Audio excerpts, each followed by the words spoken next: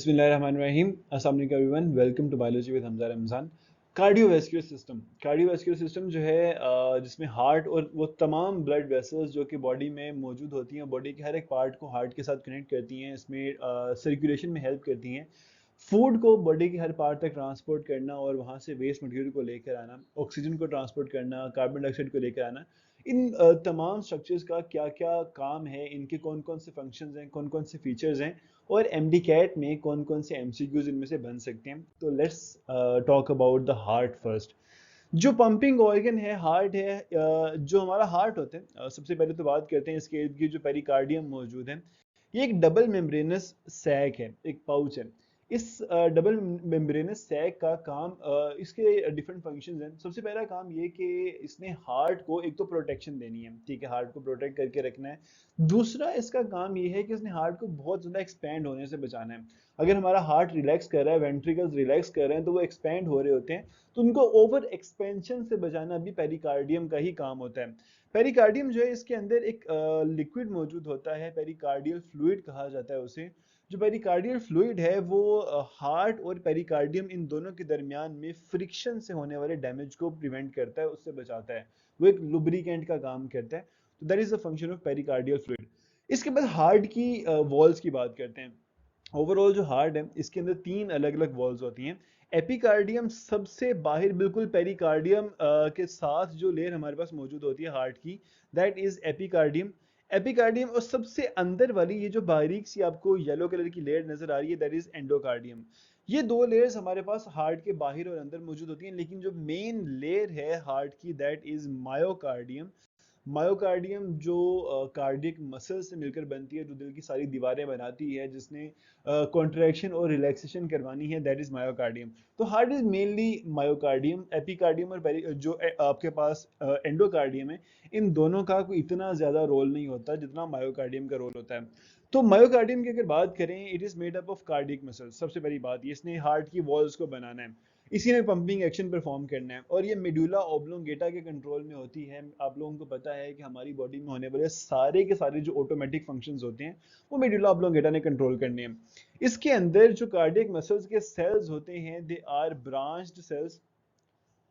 ये इनवॉलेंट्री है, हर तरह से ये इनवॉलेंट्री है, आप इसको सोच समझ के कंट्रोल नहीं कर सकते। हाँ, एक तरीके से आप हार्ट के जो मसल्स उनको कंट्रोल कर सकते हैं। वो ये है कि आप जब बहुत ज्यादा स्ट्रेस लेते हैं, तो हार्ट के मसल्स के ऊपर दबाव पड़ता है, तो ये चीज आप जानबूझ के कर सकते हैं इनको कंट्रोल करने के लिए। इसके अलावा आप इसके जो मसल्स होते हैं उनको कंट्रोल नहीं कर सकते। तो अगर हम लोग फ्लो ऑफ ब्लड की बात करें कि हार्ट के अंदर जो ब्लड है वो किस तरह फ्लो करता है, कौन कौन से चेंबर्स हैं, उनका क्या क्या फंक्शन है, तो हमें इस चीज़ का आइडिया है कि जो हार्ट है इसको चार अलग अलग चेंबर्स में डिवाइड किया जाता है, चार अलग अलग कंपार्टमेंट्स होते हैं। हमारे पास दो एट्रियम है, दो एट्रिया है, एक राइट एट्रियम है, दूसरा लेफ्ट एट्रियम है। जो राइट एट्रियम है, यहाँ पर ब्लड आता है सुपीरियर वेना केवा या पूरी की पूरी बॉडी से जो डीऑक्सीजनेटेड या कार्बन डाइऑक्साइड वाला ब्लड होता है, वो वेना केवा के जरिए आता है राइट एट्रियम में। राइट एट्रियम और राइट वेंट्रिकल के दरमियान में हमारे पास एक वेल्व होता है, जिसे हम लोग ट्राइकैस्पिड या मिट्रल वाल्व भी कहते हैं। ये टेंडेंस का बना हुआ वाल्व होता है और ये मसल्स के जरिए कंट्रोल होता है। राइट एट्रियम से ब्लड फ्लो करके थ्रू द ट्राइकस्पिड वॉल्व जाएगा राइट वेंट्रिकल में। अब हमारे पास राइट एट्रियम राइट वेंट्रिकल दोनों के अंदर कार्बन डाइऑक्साइड वाला या डीऑक्सीजनेटेड ब्लड है। जब कभी भी वेंट्रिकल्स कॉन्ट्रैक्ट करते हैं, वेंट्रिकल्स के कॉन्ट्रैक्ट करने से पहले बात करते हैं राइट वेंट्रिकल की। राइट वेंट्रिकल के कॉन्ट्रैक्ट करने से सेमी ल्यूनर या पल्मोनरी वॉल्व के जरिए जो ब्लड है वो पल्मोनरी आर्टरी में जाता है। Arteries are those blood vessels जो कि ब्लड को दिल से दूर लेके जाती हैं। तो पल्मोनरी आर्टरी दो आर्टरीज में डिवाइड होती है आगे, और इसने दोनों लंग्स को ब्लड प्रोवाइड करना है।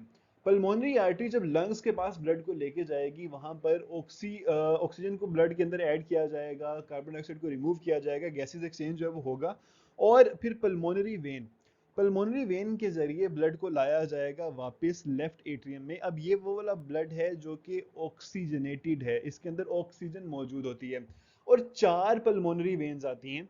चारों पल्मोनरी वेन्स आकर मिलकर लेफ्ट एट्रियम में ब्लड को डालती हैं, जो कि ऑक्सीजनेटेड ब्लड होता है।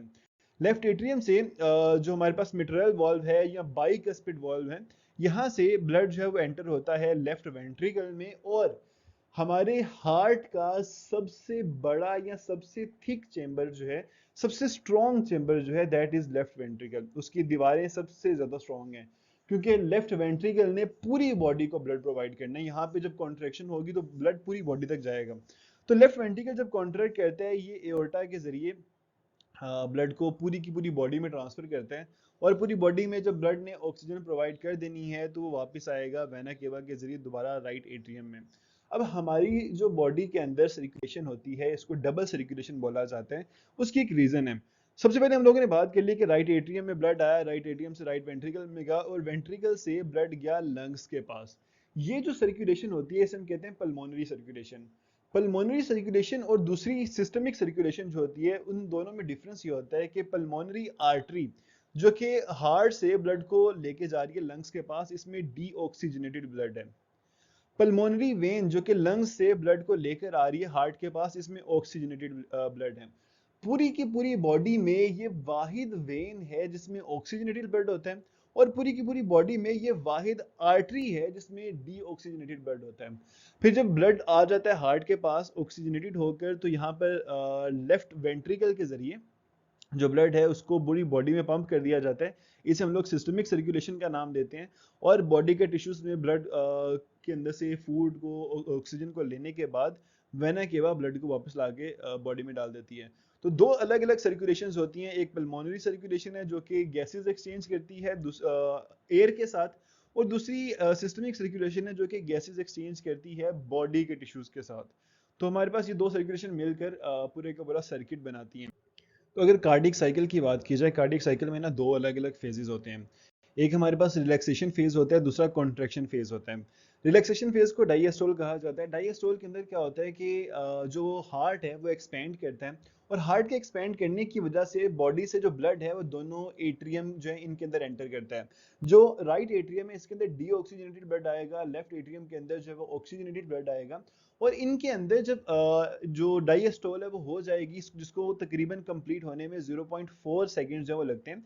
तो डायस्टोल को स्टोल के कंप्लीट होने के बाद जो दोनों एट्रियम है इनके अंदर ब्लड की वजह से जो प्रेशर है वो थोड़ा सा ज्यादा जो है वो क्रिएट हो गया as compare to the ventricles. इसके बाद हमारे पास सिस्टोल स्टार्ट होगा, जो कॉन्ट्रैक्शन फेज है वो स्टार्ट होगा। कॉन्ट्रैक्शन फेज भी दो अलग अलग तरह का होता है। एक हमारे पास एट्रियल सिस्टोल है, जिसमें दोनों एट्रिया जो है, एट्रियम जो है वो कॉन्ट्रैक्ट करते हैं, और एट्रियम अपना पूरे का पूरा जो ब्लड है वो वेंट्रिकल को दे देते हैं। जो राइट एट्रियम है वो ट्राइकस्पिड वाल्व के जरिए, जो लेफ्ट एट्रियम है वो मिट्रल या बाइकस्पिड वाल्व के जरिए ब्लड जो है वो आगे दे देते हैं वेंट्रिकल को। और इसके बाद हमारे पास आएगी वेंट्रिकुलर सिस्टोल। लेकिन एट्रियल सिस्टोल जो है ये तकरीबन 0.1 सेकंड लगते हैं इसको कंप्लीट होने में। फिर वेंट्रिकल सिस्टोल आती है। वेंट्रिकुलर सिस्टोल के होने में थोड़ा सा हमारे पास जो है वो कॉन्सेप्ट है। एक कॉन्सेप्ट ये है कि जब वेंट्रिकल्स भर जाते हैं और वेंट्रिकल्स कॉन्ट्रैक्ट करते हैं, तो ये जो ट्राइकस्पिड और बाइकस्पिड वाल्व हैं ये दोनों क्लोज हो जाते हैं। इनके क्लोज होने से ताकि ब्लड वापस बैक फ्लो करके एट्रियम में ना जा सके, इनके क्लोज होने से एक साउंड प्रोड्यूस होता है जिसको हम लोग लब साउंड बेसिकली कहते हैं, जो कि स्टेथोस्कोप के जरिए सुना जाता है। जब वेंट्रिकल्स जो होते हैं वो कॉन्ट्रैक्ट करके सेमी ल्यूनर वॉल्स के जरिए पल्मोनरी वॉल और जो दूसरा हमारे पास एओर्टा का वॉल है, इन सेमी ल्यूनर वॉल्स के जरिए ब्लड को बाहर निकाल देते हैं।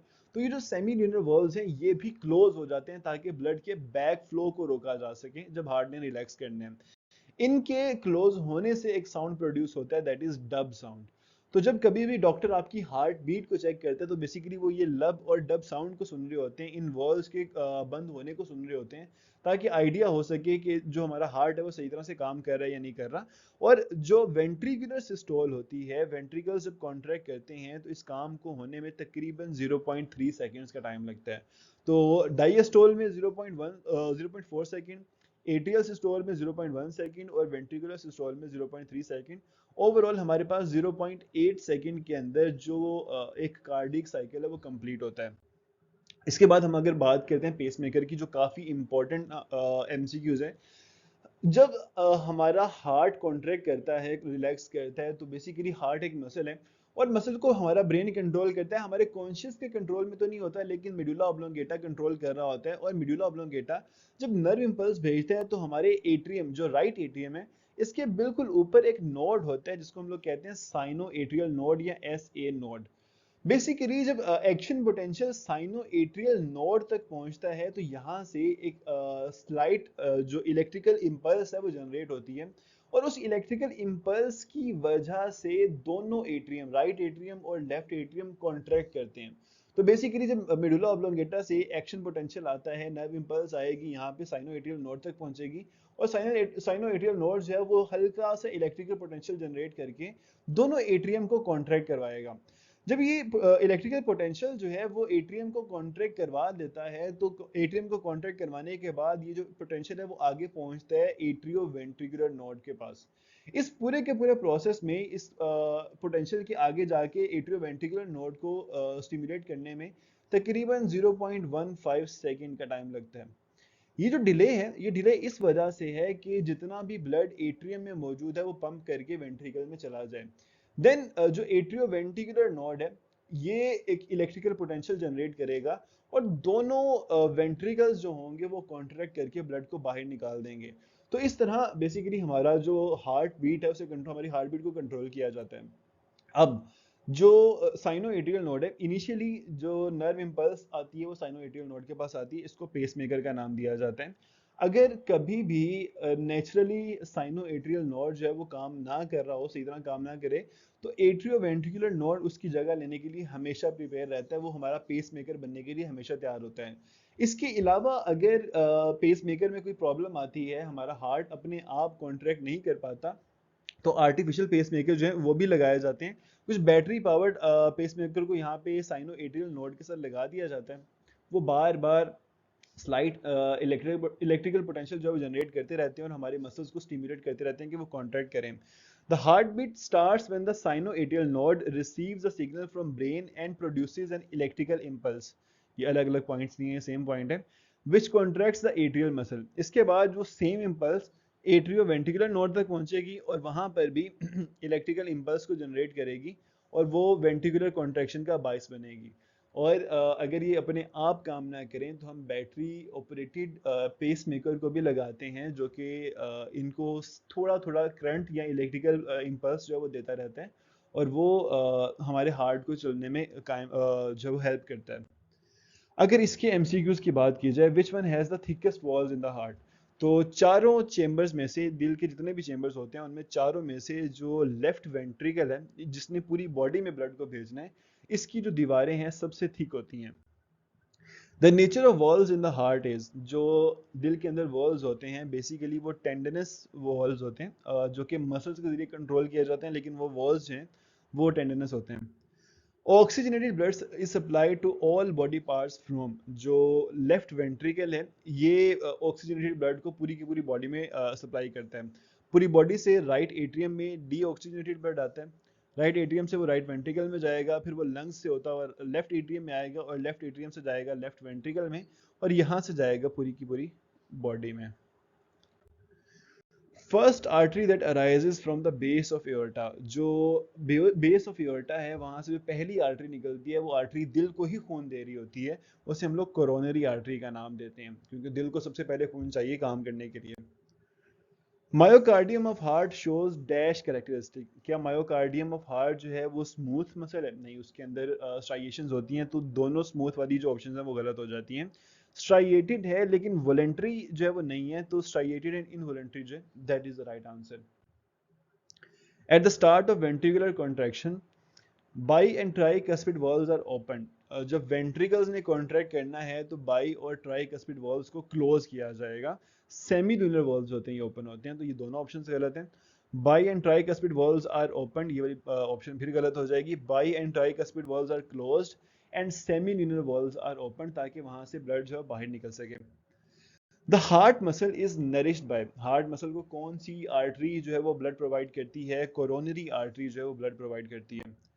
Which when has oxygenated blood, पूरी बॉडी में सारी वेन्स के पास डी ऑक्सीजनेटेड ब्लड होता है सिवाय एक वेन के, और वो होती है पल्मोनरी वेन, जो कि लंग्स से ब्लड को लेकर आती है हार्ट के पास। The valve between right atrium and right ventricle, जो राइट एट्रियम और राइट वेंट्रिकल के दरमियान में वॉल्व होता है वो ट्राइकस्पिड वॉल्व होता है, और लेफ्ट एट्रियम और लेफ्ट वेंट्रिकल के दरमियान में जो वॉल्व होता है वो बाइकस्पिड वॉल्व होता है। In humans the close sac which surrounds the heart, ये हम लोगों ने बात की थी। एंडोकार्डियम, मायोकार्डियम, रेपिकार्डियम, ये तीनों हार्ट की लेयर्स हैं, ठीक है। यहाँ पे मैं लिख देता हूँ layers of heart.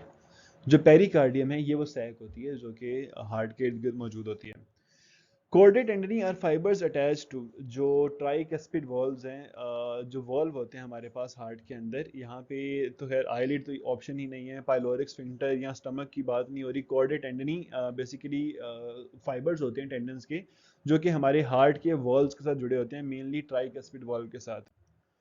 The thickest chamber, ये हम लोगों ने पहले बात कर ली थी कि सबसे स्ट्रॉन्ग सबसे थिक वॉल्स वाला जो चेंबर होता है वो लेफ्ट वेंट्रिकल होता है, जिसने पूरी बॉडी को ब्लड प्रोवाइड करना है।